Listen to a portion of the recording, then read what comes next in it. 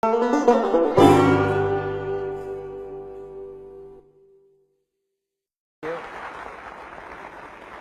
you very much. Did you hear what the cow said to the farmer on a cold winter morning? Thanks for the warm hand. Anyway, it's going to get better, so don't panic on me. I start small. Nice to see all of you. How many of you have never seen me before? This is your first time? Oh, wow, most of you, okay. I keep thinking for sure I'm more famous than that, but you know, that is the truth. I'm delighted to be here. Been looking forward to it for a long time. And it's nice to be back. You know, I was here not too long ago. It's nice to be invited back. It says something when you're invited back. It doesn't say everything, but it says something. Maybe it says, let's give him one more chance, right, to see if he can get it right this time. But I'm delighted to have all of you here. We're going to spend the day together. I feel two major responsibilities, and I'm sure you can guess what those are. Number one is to make sure you get your money's worth, right? When you shell out your cash, especially these days, you want to make sure you get full value for the money you spend. And I know the tab for the seminar was not that much. Pretty modest fee to get in.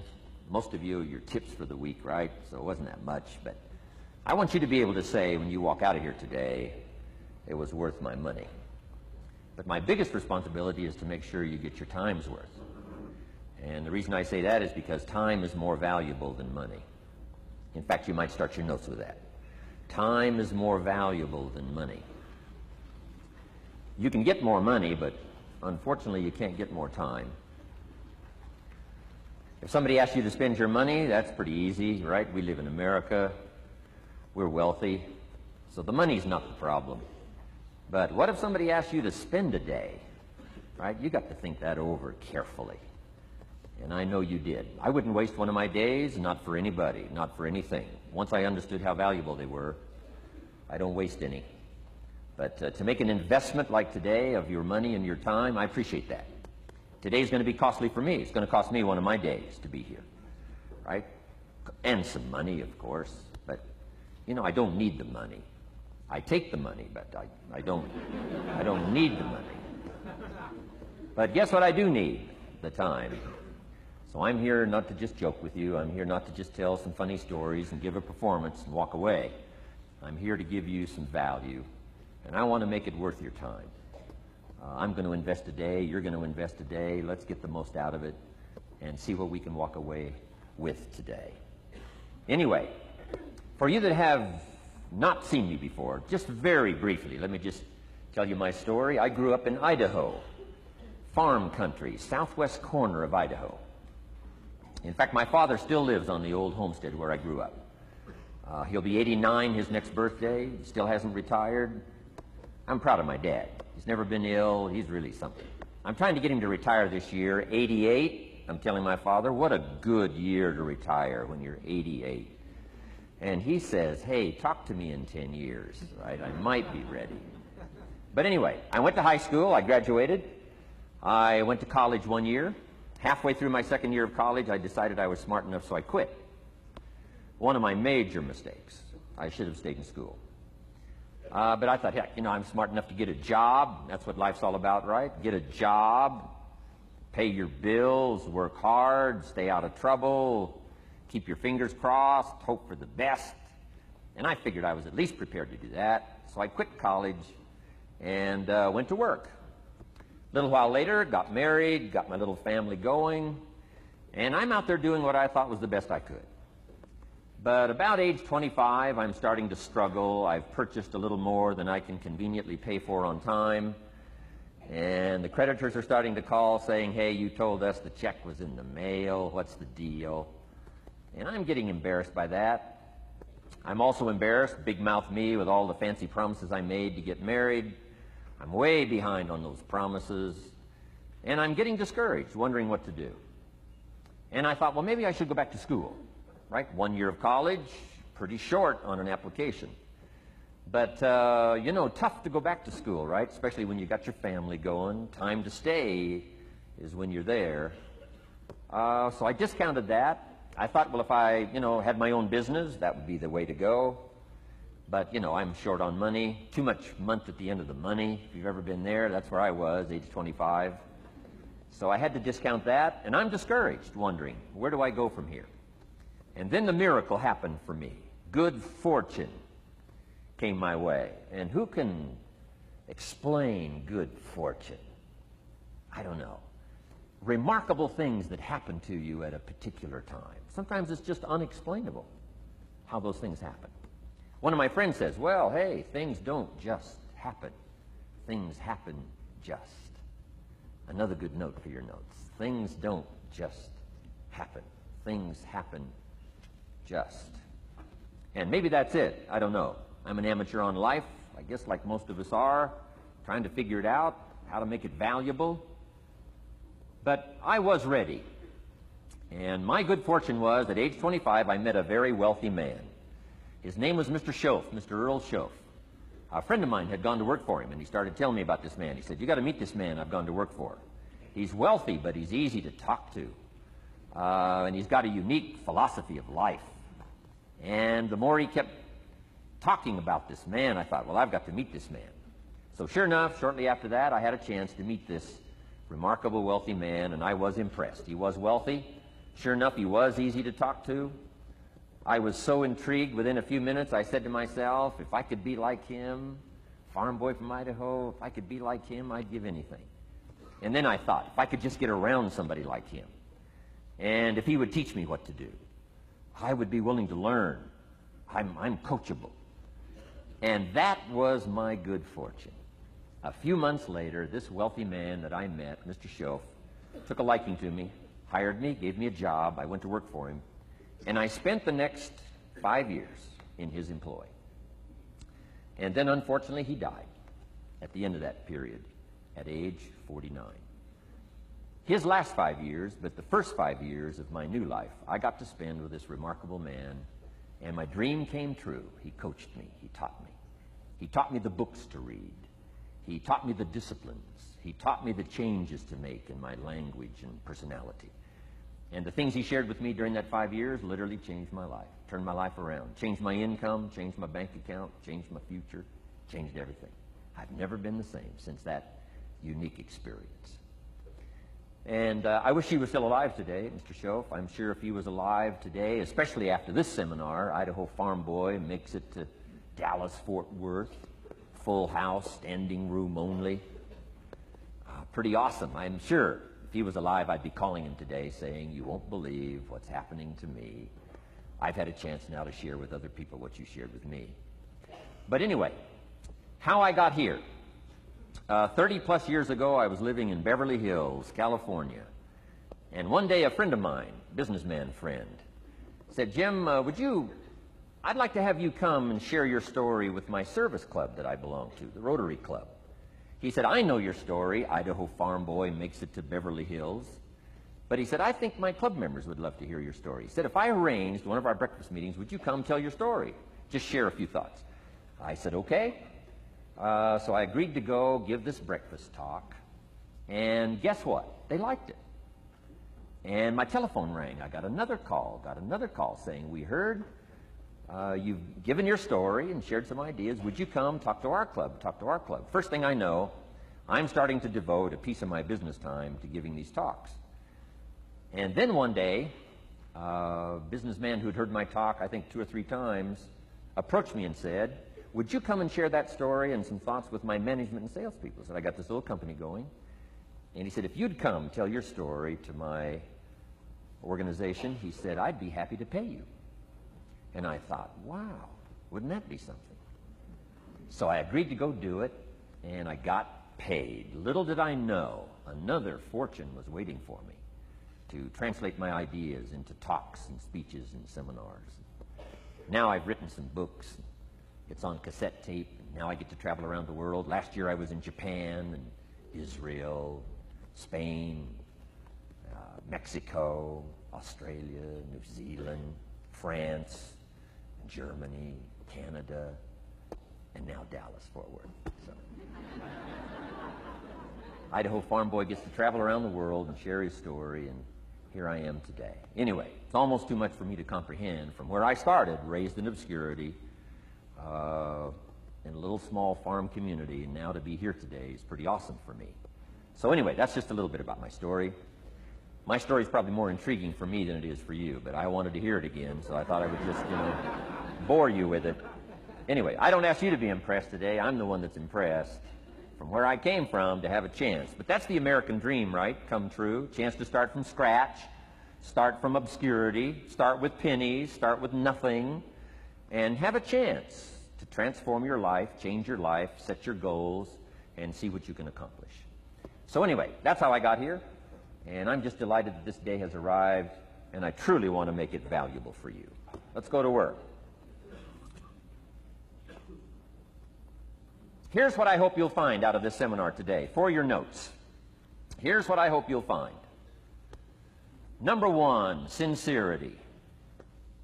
Above all else today, I hope you'll find me sincere. Best place for people to start to communicate is sincerity on both sides. I'm sure you're sincere or you wouldn't be here today, right? To spend this kind of money, to spend this kind of time, roll up your sleeves today, go to work like I am, and get this message. You've got to be sincere. So I assume you're sincere. Now I want you to see me sincere. But I've got a good note for you to make. Sincerity is not a test of truth. Important note to make. Sincerity is not a test of truth. We must not make the mistake of saying he must be right, he's so sincere. That would be a mistake. And here's why. It's possible to be sincerely wrong. So we don't mistake sincerity for truth, right? Sincerity is only a test of sincerity. Truth has to yet be tested by truth, okay? But hopefully you will find me sincere and truthful. Next, a combination of things I hope you'll find here today. Ideas plus inspiration. Ideas plus inspiration. Ideas, business ideas and social ideas and personal ideas, we all need ideas. Right? How to have a good day ideas, how to have a good year ideas, how to have your best year ever ideas, good health ideas, personal relationship ideas, how to deal with your family ideas, sales management ideas, financial freedom for the future ideas. We all need good ideas. So today, I hope you gather up by notes and by what you can remember a lot of ideas. I want to share as many with you as I possibly can in the time constraints we have. Today's going to go very rapidly. I used to think a day like this was a long day. Found out it's a pretty short day. But I'm going to go as fast as I can, share with you as many ideas as I possibly can. And here's why. Ideas can be life-changing. Ideas can be life-changing. And sometimes all you need is just one more in a series of good ideas. It's like dialing the numbers into the lock. Right? You got 5 or 6 numbers dialed into the lock. The lock still won't come open, but you don't need 5 or 6 more numbers. Maybe you just need one more, and maybe a seminar like this could do it. A sermon could do it. The lyrics from a song could do it. The dialogue from a movie could do it. Conversation with a friend might do it. That one last piece you need, number. Dial it into the lock. That's it. The lock comes open. There's the door for you to walk through. And maybe this seminar today could furnish that for you. One more idea. I know you've come with a lot already. Sometimes we get the impression, I used to have that, but I only had this much going for me and I needed this much. Usually not true. And I'm sure not true of this audience, where I find you today, as well dressed as you look today. You know, as fine as you are sitting here today, it isn't that, you've got this much going for you and you need this much. I would assume you've got this much going for you, and maybe all you need is just a few more thoughts, ideas, to furnish you some ways and means to turn your life into the dream you want it to be. So, ideas. The seminar is going to be loaded with ideas. I want you to take good notes. But here's what else I hope you'll find here today, and that is inspiration. And who knows the mystery of inspiration? Why some people are inspired and some are not?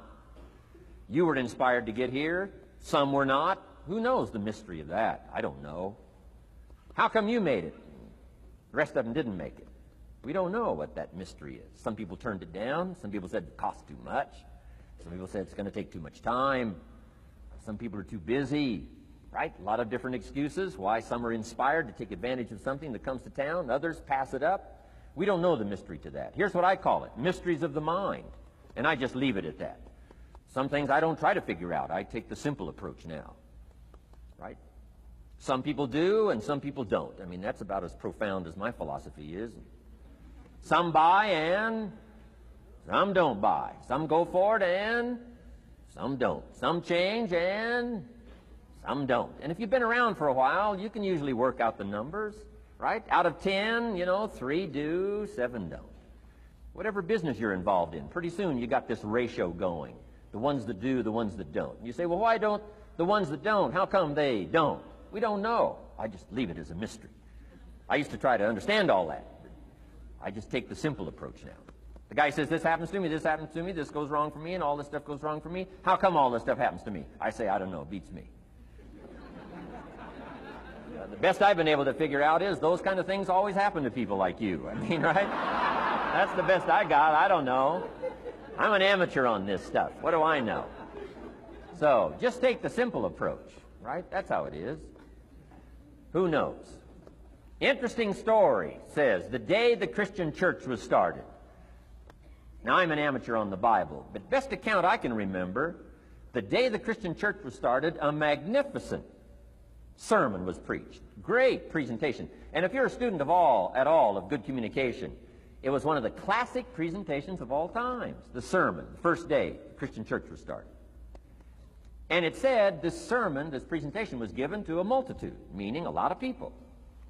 But it was interesting, as the account gives us, the record, it says, when the sermon was finished, there was a variety of reaction to the same sermon.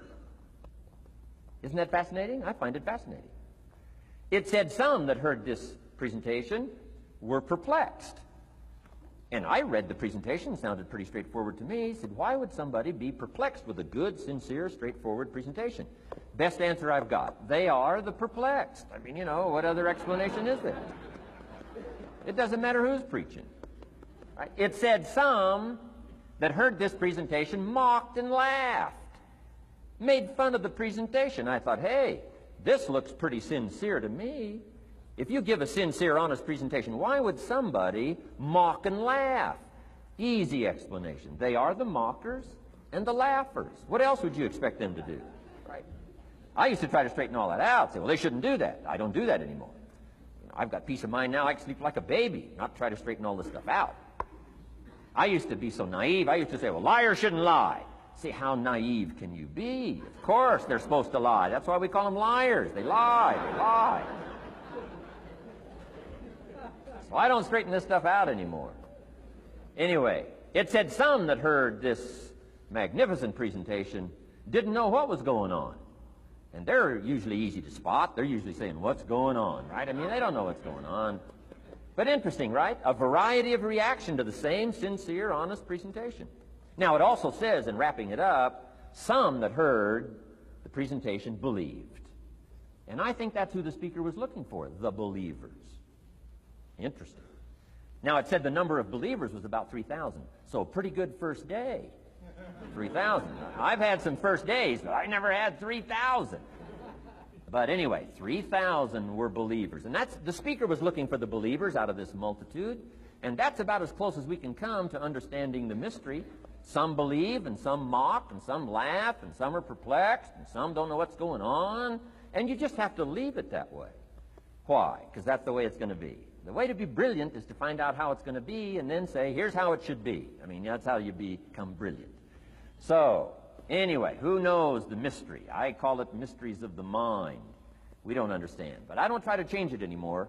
On this particular story, as far as we know, they didn't have classes after the presentation to try to de-perplex the perplexed. I mean, as far as we know, they left them perplexed. They left the mockers mocking. They let the laughers laugh. I mean, they didn't come back and try to straighten all this out. You say, well, how can you build a church? Well, make another presentation, and you'll get some believers and some mockers and some laughers and some who don't know what's going on. So that's about the best we can do. So, but I'm glad I've got the believers here today. You believed enough to shell out your cash and part with your time and some of your effort and energy, and I appreciate that. So, hopefully you'll find some inspiration here today. All right? To get the most out of today, a couple of more notes. Number one, be thankful. That's a good way to capture the most of a day like this. Be thankful for what you already have. That shouldn't be any problem in America, being thankful. Everything we need is available in America. Everybody wants to come here, right? The last time I was here, that little presentation I gave, everybody wants to come here, America.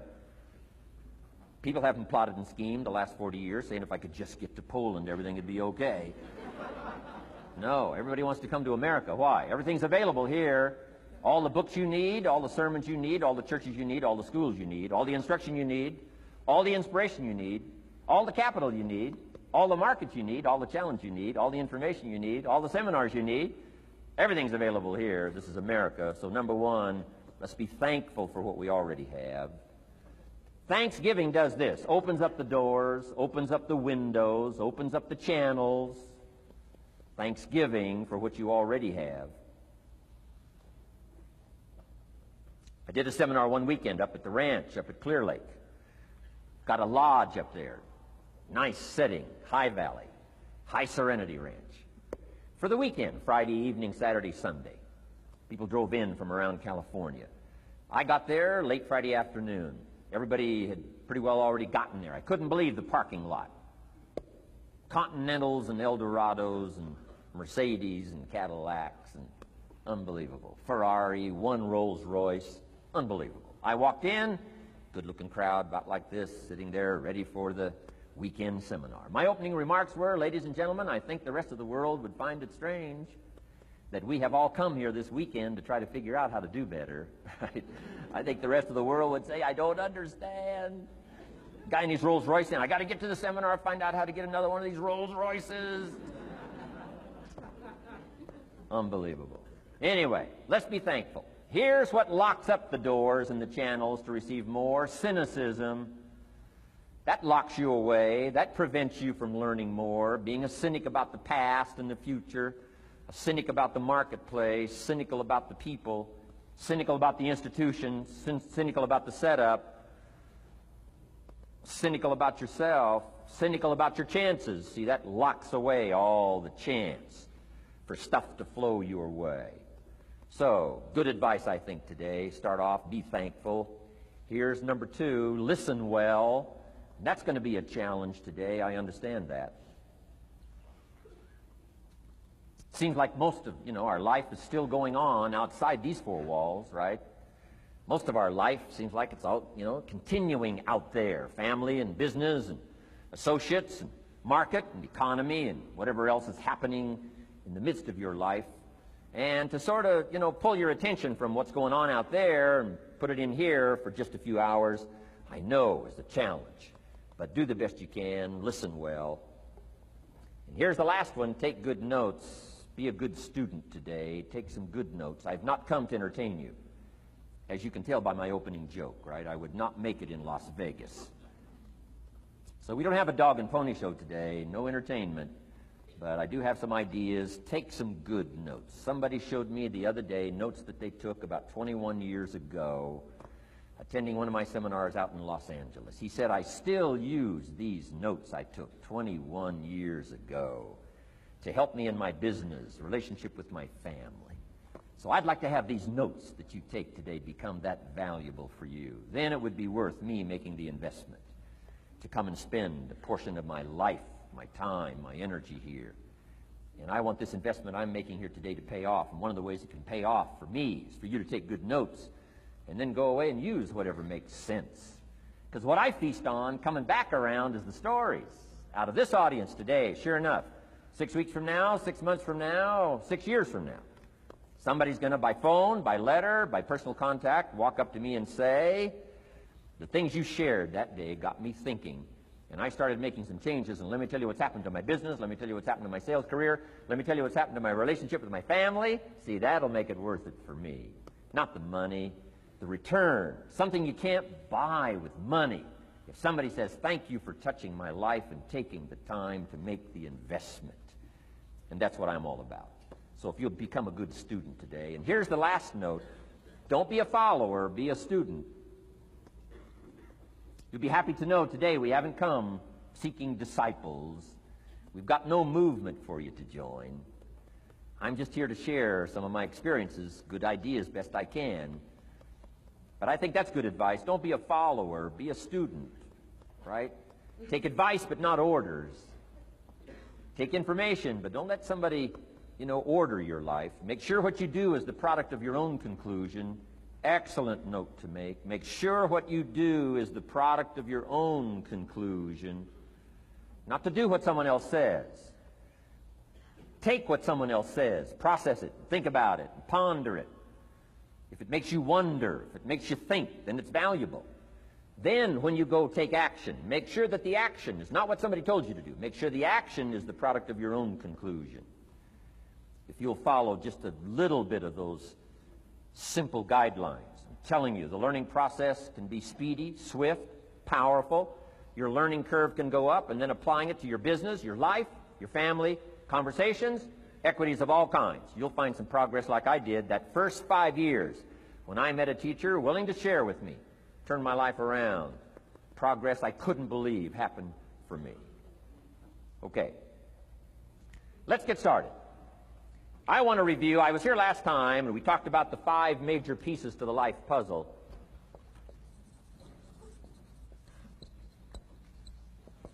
And I just want to review those because it lays such a good foundation for all the rest that I want to share with you today. We got a lot of subjects to cover, so we're going to go rather swiftly, okay? Put on your mental track shoes here and run with me today, because I'm going to deal mostly in concepts. Expect you to, fill in a lot of the details, because I got a lot to share. I want to get through it all. But let's lay this foundation again of the 5 major pieces. Happens to be the title of my latest book. But I think it is so valuable in laying a foundation. It's some of the things I learned between ages 25 and 30. The teacher who taught me so well. He dealt in these fundamentals, we call these. Fundamentals. We call these basics. Basics for sports, fundamentals for sports, fundamentals for your business, fundamentals for the way you deal with your family, a few simple things. Few basic things that if you practice every day can make all the difference in the world, how it works out. I boiled it down to 5 major pieces to the life puzzle. Let's just review those. Number 1 is philosophy. Philosophy, as I taught the last time I was here, philosophy, in my personal opinion, is the major determining factor in how your life works out. Philosophy, the major determining factor in how your life works out. Philosophy. To form our philosophy, you got to think. You got to use your mind. You got to process ideas. And this whole process over a lifetime, starting way back here when we were children, schools that we've attended, our parents, our experiences, all this stuff that we've processed by the thinking process helps to develop our philosophy. And in my opinion, each person's personal philosophy is the major factor in how your life works out. Here's what I called it in that last presentation when I was here. It's called the set of the sail. Each person's personal philosophy is like the set of the sail. Now, I used to think it was circumstances that ordered my life. If someone would have asked me at age 25, Mr. Rohn, how come you're not doing well? Pennies in your pocket, creditors calling, nothing in the bank, behind on your promises to your family, you live in America, 25 years old, got a beautiful family, every reason to do well, and things are not going that well for you. What is wrong here? It would not have occurred to me to blame my philosophy. I mean, it would not have occurred to me. Saying, well, I got this lousy philosophy, and that's how come I got pennies in my pocket and nothing in the bank, and things aren't working well. That would not have occurred to me. I found it much easier to blame the government. Much easier to blame the tax problem. I used to say taxes are too high.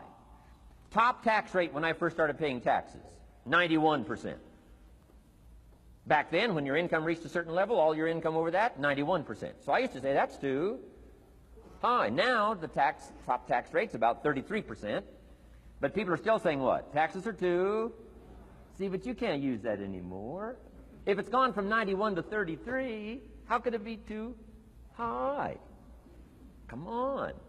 I threw all that old excuse stuff away. Some people found it, though, and they're using it these days. My old list. I used to blame the traffic, the weather, used to blame circumstances, right? People say I'm too tall, I'm too short, I'm too old, I was raised in obscurity, raised on a farm, parents of modest means, all the stuff. If you were to ask me, how come you find yourself here, Mr. Rohn, age 25, living in America, land of abundance and opportunity, pennies, zero in the bank, not doing well, creditors calling, it would not have occurred to me to blame my philosophy. I found it easier to blame the company policy. I used to say, if this is all they pay, how do they expect you to do well? So I figured that, you know, my future was going to be tied to what everybody else was arranging, the economy and, right, interest rates. I used to say things cost too much. That was my whole explanation, not my philosophy, until my teacher taught me better that this is where the problem was, my own personal philosophy. Here's what's exciting about each person's personal philosophy. That's what makes us different than dogs and animals and birds and cats and spiders and alligators. That's what makes us different than all of the life forms. The ability to think, the ability to use your mind, the ability to process ideas, and not just operate by instinct. In the winter, I'm telling you, the goose can only fly south. What if south doesn't look too good? Tough luck. It can only fly south. But see, human beings are not like a goose, can only fly south. I mean, you can turn around, go north, you can go east, you can go west, you can order the entire process of your own life. And we do that by the way we think. We do that by exercising our mind. We do that by processing ideas and come up with a better philosophy, a better strategy for our life, goals for the future, okay? Plans to achieve those goals. All this comes from developing our philosophy. Philosophy helps us to process what's available. Well, when we get here, we got seed, and we got soil, and we got some rain, and we've got some what? Sunshine, and we've got some seasons, and what? The miracle of life. Now, the key is, what do you do with all this stuff? How do you turn all this stuff that's available here into equity and promise and lifestyle and dreams and future possibilities? All of this that's possible now with human beings, how do you take all this stuff and turn it into this equities and values? Well, it starts with philosophy. What is the seed? What is the soil? What is the sunshine? What is the rain? Is it possible to take some of each of all the stuff that's available and turn it into food and turn it into value and turn it into nourishment and turn it into something spectacular and unique that no other life form can do? And the answer is yes. But you cannot deal with all this stuff and what to do with it unless you start refining your philosophy. Think, use your mind, come up with ideas, and strengthen your philosophy. So the seed and the soil and the rain and the sunshine, this is called, you know, the economy and the banks and the money and the schools and everything that's available out there, processing information, what to do with all that, and turn it into equity and value. That is the major challenge of life, my personal opinion. So each person's personal philosophy now is going to determine what you're going to do with seed and soil and sunshine and rain and miracle, the change of seasons. That's it. My personal opinion. Each person's personal philosophy is like the set of the sail. That's what this seminar is for today. Help you to trim a better sail.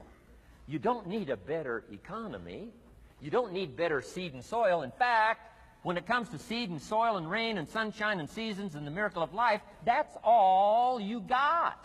Now, what if you blame this stuff? Then you're blaming all you got. If you blame the economy, and you blame the schools, and you blame the teachers, and you blame the sermons and the preachers, and you blame, you know, the marketplace, and you blame the company and company policy, what else is there? When some people get through with their blame list, there isn't nothing else. That's all there is. And if you blame the only thing you've got to work with, I'm telling you, it's called mistake colossal in not understanding that that's all you've got to work with. And if this is all you've got to work with, then you don't change the seed, and you don't change the soil, and you don't change the rain, and you don't change the sunshine, you don't change the seasons. Right? Guy says, I'll take 3 springs, 4 summers, 9 falls, no winters. No, you can't fool with this stuff. You got to take it like it comes. Then what do you change to make your life work well? You got to start with your philosophy. Guess what I had to do at age 25 in order to change my own future? I had to change my mind. I had to change my thinking. I had to change my philosophy. I was messed up on what was causing my problem.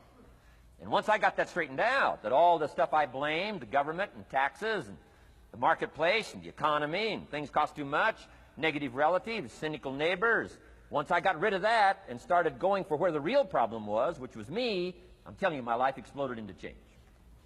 My bank account changed immediately. My income changed immediately.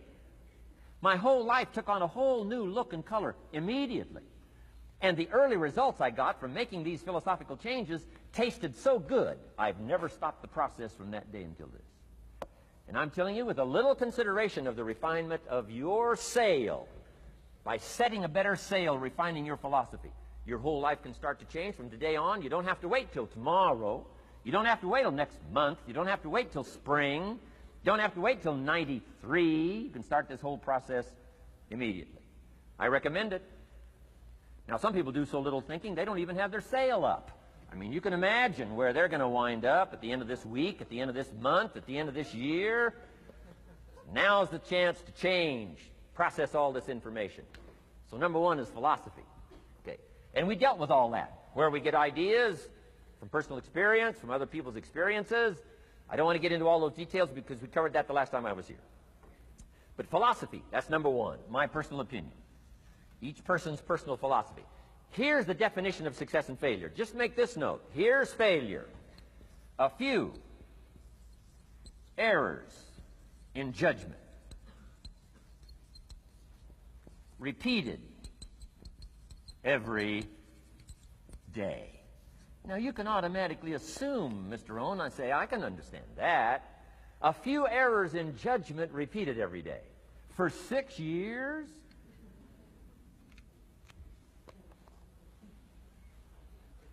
I'm with my father. I think I told this story the last time I was here. My father, 88 years old, he's never been ill, still hasn't retired. Not long ago, midnight, we're getting ready to go to bed. We've drilled a new well, got some extra water, got some more acres going. He's all excited. At midnight, we're getting ready to go to bed. My father's eating what he calls his midnight snack. A little bite to eat before you go to bed. Don't have to go to bed hungry. And I'm watching him eat this midnight snack. Guess what he had? An apple, a few graham crackers, and a glass of grapefruit juice. I said, no wonder my father's so healthy. My mom taught us all those good health practices. Taught me when I'm growing up, right? I'm an only child. I've never been ill. Passed the big 5-0 some time ago. My 2 daughters, 32, 33, never been ill. My grandkids, never been ill. I'm telling you, the legacy lingers on. As I watched my father have this midnight snack, suddenly occurred to me. I know that's part of it. An apple, what? A day. That's gotten to Dallas-Fort Worth, right? An apple. An apple a day keeps the doctor away. Good question for this intelligent audience. What if that's true? You say, well, Mr. Owen, if that's true, that would be easy to do. Then what's the problem? It's easy not to do. It's easy not to adopt it as your own personal philosophy. Or the guy messed up the saying. Guy says a Hershey bar a day. Say, no. No. You've been watching too much television.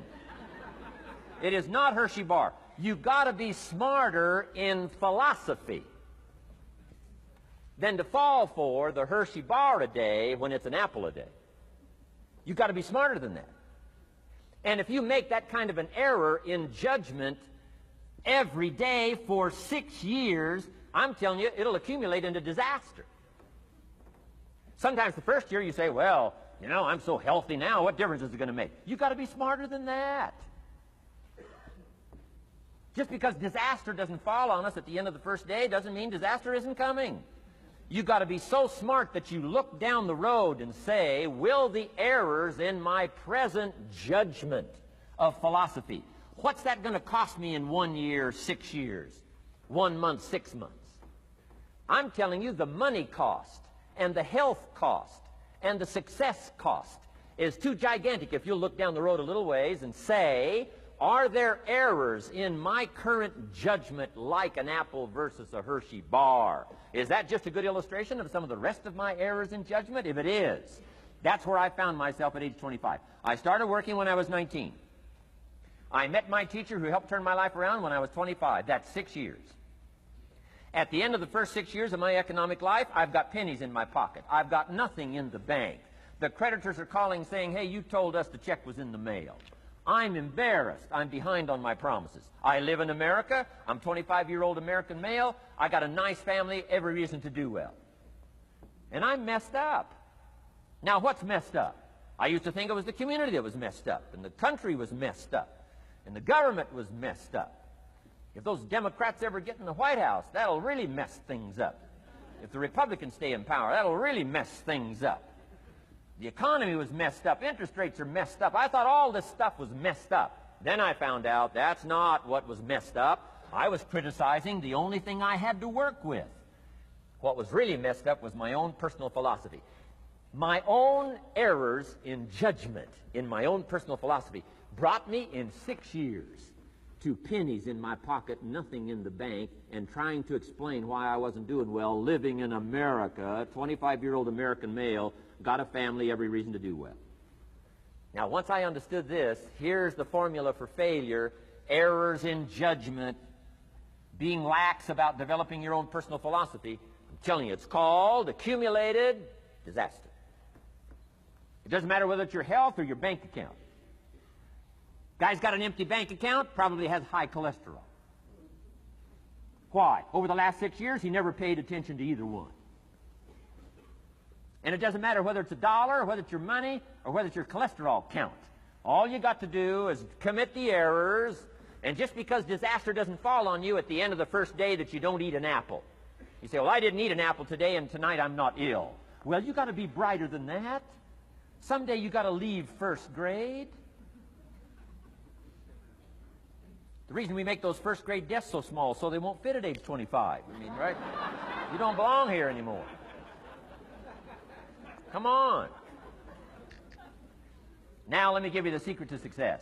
The formula for failure: a few errors in judgment repeated every day for 1 month starts the weakness, starts the disaster process. You can imagine what happens in 6 years. Now here's the formula for success: a few simple disciplines practiced every day. And you've started a whole new process called a whole new life. A few simple disciplines practiced every day. And if you decide today to go for the apple instead of the Hershey bar, I'm telling you, you have begun the process of turning your life around. And if you keep up that process, not only with your health habits, but with your money habits and with your communication habits, with your sales habits and management habits and every other habit that you've got, if you'll start that process, eliminate the errors and replace it with disciplines practiced, I'm telling you can start this process of life change immediately. After today, you don't ever have to be the same again. Only by choice. You don't have to walk out of here the same as you walked in today. Only by choice. You can start a whole new process. And you say, well, Mr. Owen, is it that simple? Yes, it's that simple. Where else would you start but with an apple? You don't have to start with something staggering. What if you should be walking around the block for your good health and you don't? What'll that do in 6 years? I'm telling you, the word is disaster. You could and you should and you don't. Here's an even stronger word. You won't. I mean, don't might mean you're careless. Won't probably means you're stubborn. And either one's called disaster. Could, should, don't. I'm telling you, that's why at the end of 6 years, I found myself with pennies in my pocket, nothing in the bank, creditors calling. Could, should, won't. Could, should, don't is called disaster. Now, how do you change all that? The next 6 years, I got rich. The next 6 years, I became a millionaire. By the time I'm 31, I'm a millionaire. How about that? You say, well, Mr. Rohn, what happened? Well, strangely enough, during that second 6 years of my economic life, the government was about the same. I'm telling you, taxes were about the same. My negative relatives were The same. I'm telling you, the economy was about the same, and prices were about the same, and everything else was about the same. Circumstances were about the same. Then how come I got rich? How come I totally changed my life? I was not the same. Somebody says, well, what did you go to work on to do all that? I started with my philosophy. I started amending my errors by doing some better thinking, changing my mind, coming up with ideas that I didn't have before I met my teacher. And once that whole process started for me, I'm telling you, I changed my whole life. Within a 6-year period, I was never the same. And I've kept up that process all these years. One of the reasons why I'm here is to continue my craft. I don't want the day to come someday somebody says, you should have heard Jim Rohn 10 years ago when he was really terrific. Guess what I want people to say? I heard him 10 years ago, but you should hear him now. I'm telling you the man works on his craft. I'm telling you the man's done some extra reading. I'm telling you the man doesn't miss a trick. I'm telling you he's worked hard on himself. That's why he's able to deliver like he does. The same thing can happen for you as a teenager. It can happen to you as a mother, as a father, as a business person, as a salesperson, running a business. Doesn't matter. Management, wherever you find yourself. This is the process called personal change. And what I say to start with is start with your own philosophy. Your philosophy is going to determine whether or not you go for the disciplines or continue the errors that's called potential disaster. And everybody has it within their power.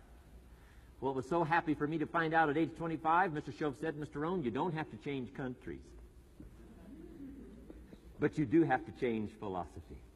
And if you'll change philosophy, not country, you can turn around your income, you can turn around your bank account, you can turn around your skills, you can become capable, powerful, sophisticated, healthy, influential, all the other equities that you could possibly want out of your life, using the only stuff there is and not trying to change any of this stuff.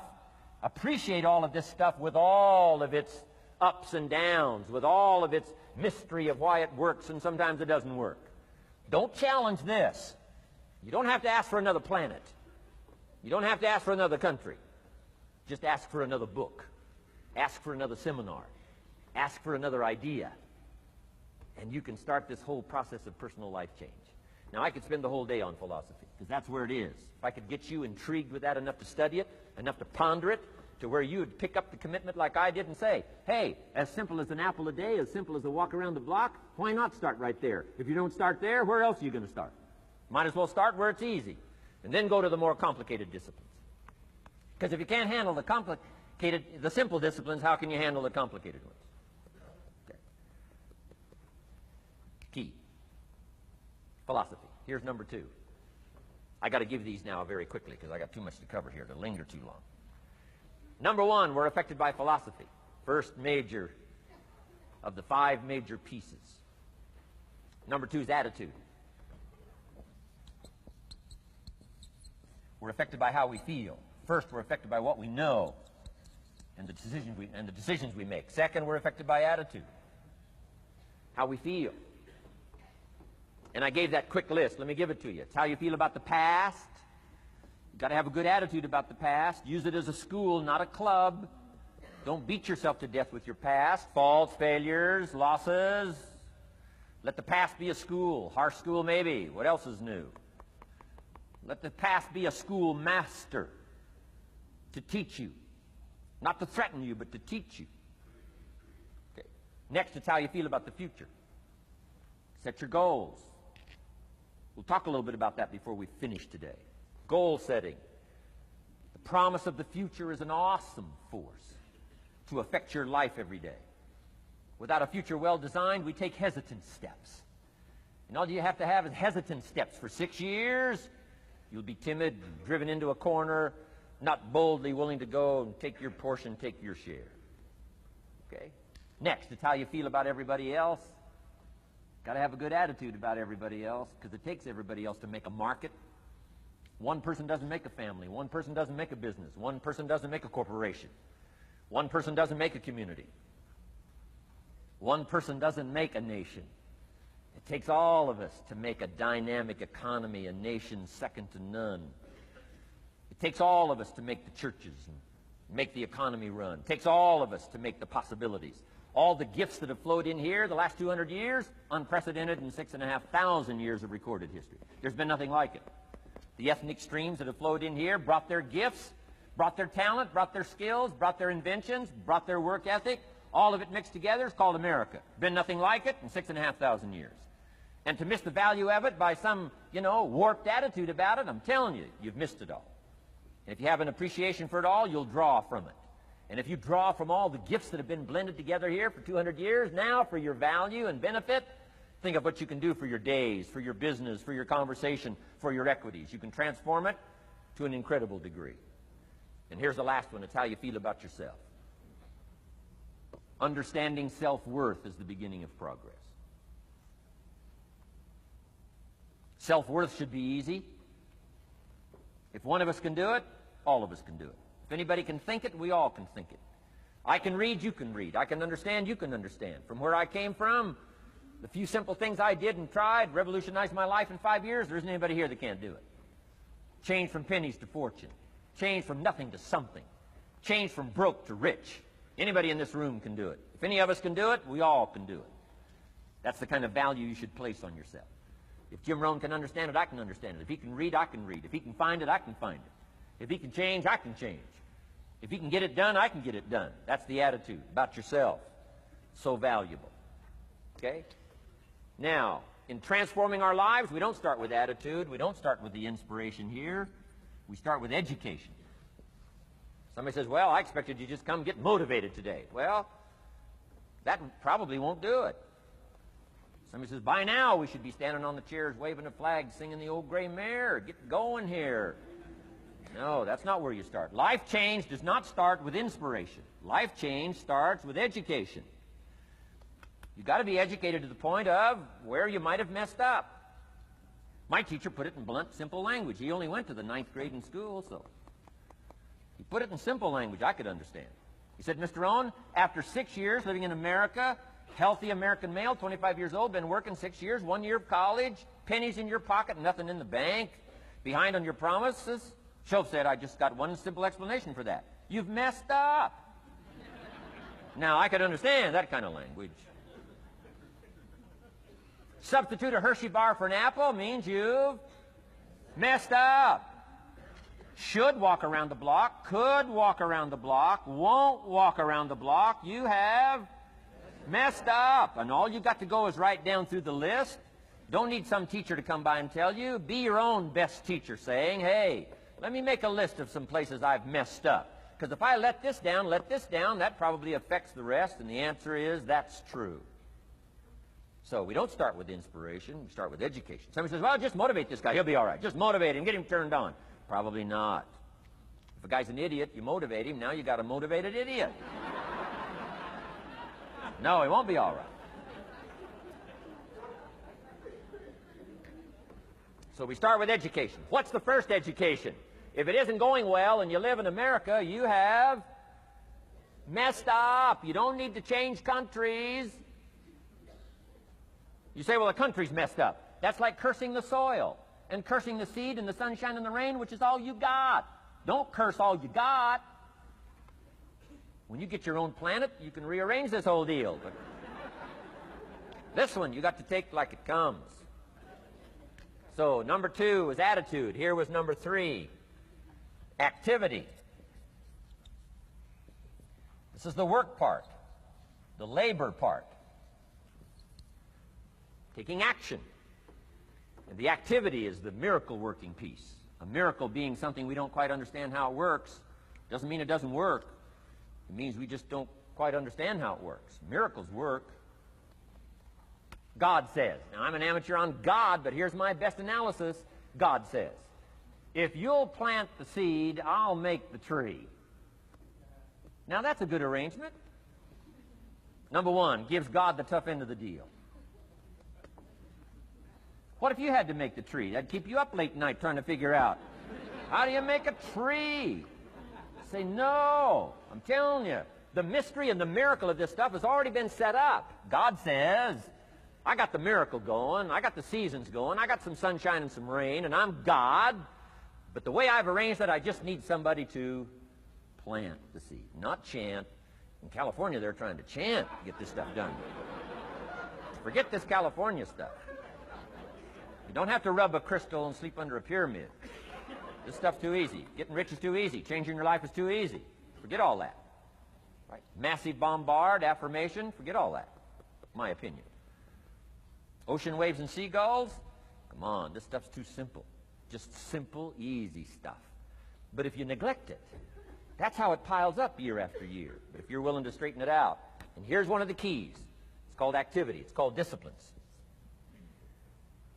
Turning wisdom from your philosophy and inspiration, the strengthening of attitude and faith and courage, commitment, and all this stuff that comes from attitude. If you're willing to take these two qualities, philosophy and attitude, and invest it into activity, you can have a miracle.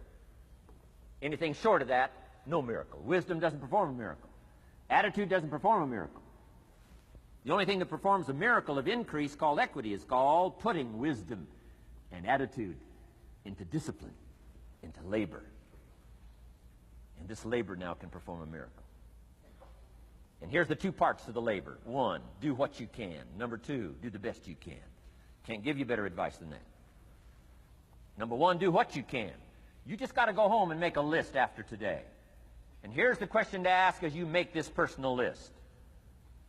What am I not doing that would be easy to do?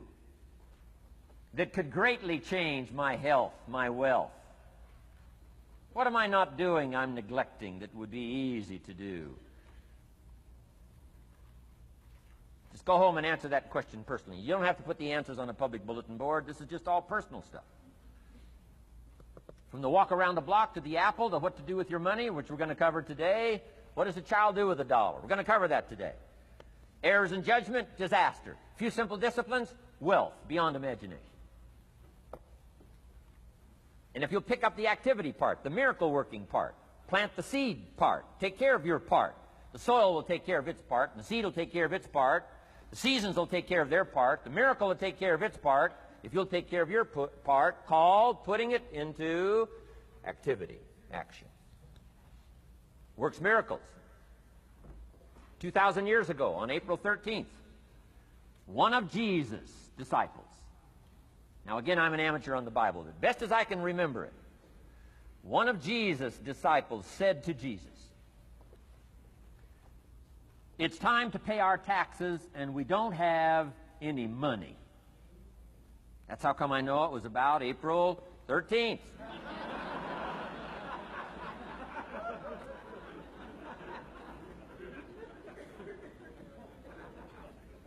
To this statement by his disciple, Jesus said, best as I can read the record, Jesus said, "No problem." Now, why could he say no problem? Well, word has it, he was a miracle worker. Word has it, if you're a good student of history, word has it, he was a miracle worker. If you handed a problem to a miracle worker, what would he be inclined to say? No problem. You got to hang out with folks like that. I belong to a small group like that. We do business around the world. You hand these guys a problem, they say no problem. What? How many books would they read to solve it? Many as it takes. How early would they get up? Early as it takes. How much information would they gather? Much as they needed. So it's what? No problem. You got to hang out with folks like that. Jesus said, this will be no problem, the tax thing. He said to his disciple, it's simple. Go fishing. Wow.